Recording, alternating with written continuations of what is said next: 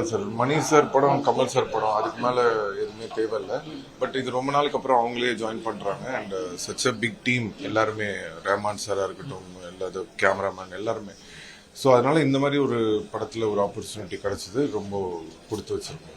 பொதுவாக கேப் இது வந்து நம்ம பிளான் பண்ணி இது பண்றதில்ல. சில டைம் பேக் டு பேக் படங்கள் வந்துடும், சம்டைம்ஸ் ஒரு கேப் இருக்கும். ஸோ இது அந்த மாதிரி நடந்த ஒரு கேப் தான். ஸோ இனிமே வராமல் இருக்கிறதுக்கான பிளான் போயிட்டு இருக்கு. So back to back movies இருக்கு. ஸோ கரெக்டாக இருக்கும். நீங்க டாக்டர் மணிரத்னமோட படம் வந்து உங்களுக்கு செகண்ட் படம் தான். பட் கமலஹாசன் அவர்களுடைய ஒரு முதல் படம் சேர்ந்து நீங்க வந்து ஒரு அதில் ஆண்டகனிஸ்டாகவும் இருக்கீங்க, ப்ரொட்டாகனிஸ்டாகவும் இருக்கீங்க. இந்த ட்ரெயிலர் பார்க்கும்போது அப்படி தோணுது.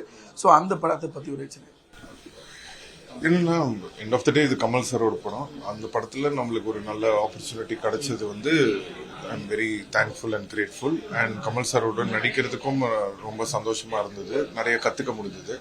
ஸோ உங்க எல்லாரும் மாதிரியும் நானும் ஆர்வமா காத்துருக்கேன். ஃபேன்ஸ் மட்டும்னு இல்லை, ஜென்ரலாகவே பப்ளிக்கே வந்து தமிழ் மக்கள் வந்து என் மேல ஒரு அன்பு வச்சிருக்காங்க. அது வந்து வெளிப்படுது இப்போ. அதுக்கு அவங்களுக்கு நான் நன்றி தான் சொல்லணும்.